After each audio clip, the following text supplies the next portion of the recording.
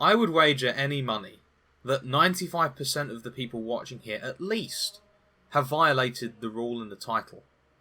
How many people here have stacks and stacks of debt that they aren't willing to face? How many people here are sustaining relationships not because they're satisfying, not because they're going to bring them closer to virtue or to God, but because they're easy, and because it's hard and it's painful to break up? How many people here have some sort of pet addiction, say alcohol or weed or anything, because they can't face life in the face? This endemic attitude that we see in today's society, which almost all of us are responsible for, is something that needs to be faced down. And this is Jordan Peterson's third rule. That being, do not hide unwanted things in the fog. How many of you watching here have some sort of coping mechanism? How many of you, for example, flee to alcohol to soften the blow of the nerves that you get when you're interacting with people in a bar? How many of you here go to the gym and lift weights because really you're insecure about who you actually are as a person, and you feel like the only way that you will be valued is if people look at you, they see your physical virtue, and then from there you will be okay? How many of you are so petrified of interacting with people in real life that instead you harbour yourself in a video game, as opposed to facing the problem head on as you ought? I'm going to take a bet that almost everybody watching has done something like this in the past. And the sooner that we realise this about ourselves, the sooner that we can actually take action and come to a better state of being. It is understandable that many people would feel this way in the modern world. We live in a time where many people don't begin their analysis of the world by existence or being, but instead we think about thought. We talk about knowledge. We always place the emphasis on the ideas in a person's head. And so, naturally, if we think under this paradigm, perhaps unwittingly, perhaps in a way that we're unaware of, we might think, well, if I ignore it, then it will cease to exist. Now, of course, everybody on an intuitive level knows that this doesn't work, aside from the insane, because we all naturally know that the world is in being independent of us, but I can understand why some people might come to this conclusion. And ultimately, the only way that you are going to overcome these sorts of problems is if you stop placing so much emphasis on the mind, and if you start placing more emphasis on concrete reality. This is something that everyone can learn from, including the people who would proclaim themselves to be scientists. This would include people who proclaim themselves to be philosophers. They need to stop thinking inside of their own minds and start thinking with reality. And although most people don't suffer from this problem, I think it's a good starting point. The first reason why this is such a bad thing should be fairly obvious, and that is the fact that these things continue to be there despite the fact that we don't think about them, or we try to avoid thinking about them. God will continue to exist despite what people think. The regular laws of physics will tend to hold in most cases. There will still be a government in 100 years of some form. All of these things exist in mind-independent reality. So these things can also surprise us. We can also end up being slapped around by them. It's not like I can think my debt away. These things exist independent of my mind. And so, therefore, if we actually want to live good lives, we must acknowledge these things and overcome the evils that we have, either in ourselves or exterior to ourselves in the form of debt or bad relationships or whatever, so that we might not suffer the consequences. But really, there's a much greater reason why this needs to be acknowledged, which I don't think many people really think about that much. The bigger reason is the fact that people need to have humility. Humility is the highest virtue, because humility consists in knowing what you actually are with a high degree of accuracy. It is the same as self-knowledge.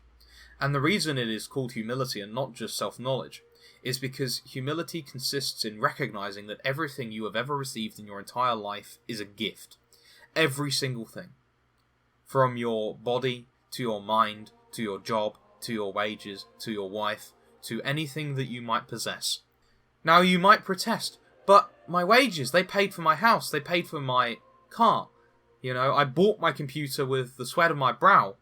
But the problem is that For you to even have a job to pay for that, you needed to have a spot free. For your company to even work, if you're running one, there needed to be a demand for your product or service. For you to even exist, you had to be generated by chance in your mother's womb. You have made nothing. You are not being. You can die.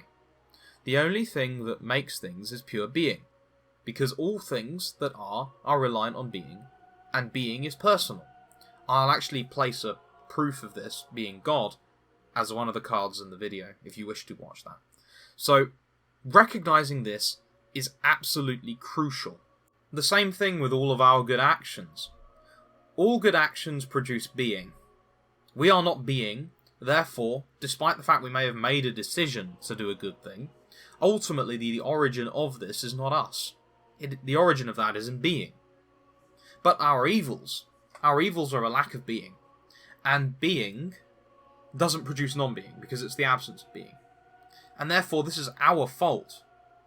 Recognizing that all our evils are the things that we have done wrong, and recognizing that we have not done good, aside from cooperation with being, which should really be strictly attributed to being itself, because without being we cannot do these things.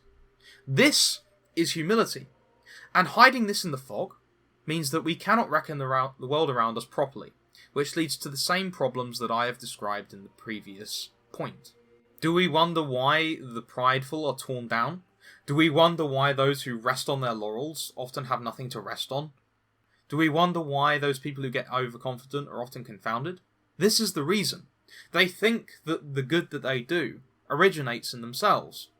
And they hide in the fog the fact that they didn't create themselves, that they don't sustain themselves, and that they don't generate the knowledge that is in their head, strictly speaking.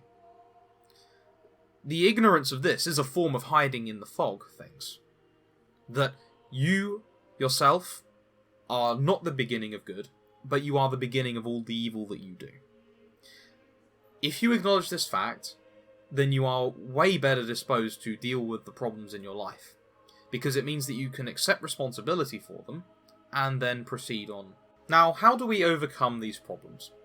Well, the first and most obvious way is prayer, because all things begin with prayer. If you are to somehow grow the being in your life, in other words, grow the good in your life, you need to address the absolute being which grants all good.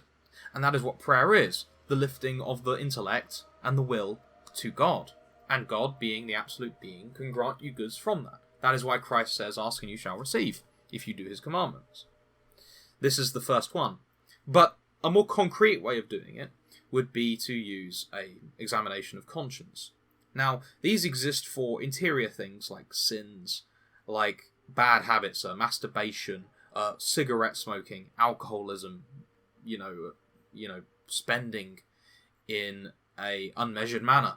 These things can help you with that, and you need to get into the habit of it.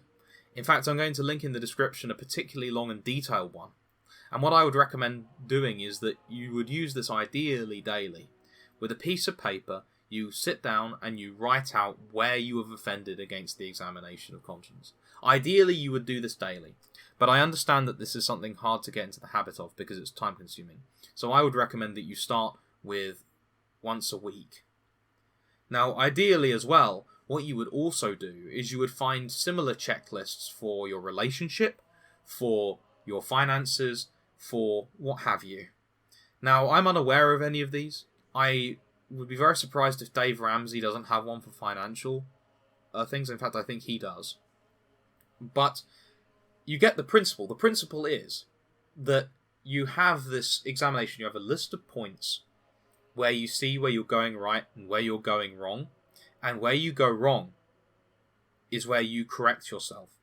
And it's quite important that while you can make these yourself, that you should probably rely on somebody else's, because you are probably blind to your own faults. And as one final point, when you have recognized these problems, as you proceed in doing the examination of conscience over the course of weeks and months, which will inevitably happen, you will inevitably notice certain patterns in your behavior which are bad.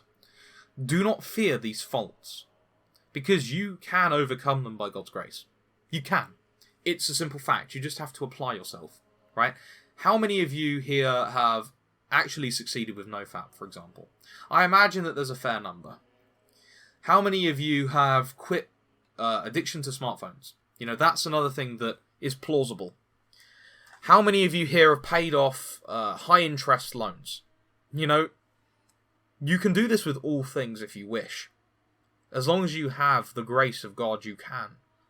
You just have to be willing to suck up the pain, which you will inevitably feel, and get on with it. And nobody's saying it's easy, but it is possible. So, keep going. Best of luck, guys, and I hope you found it useful.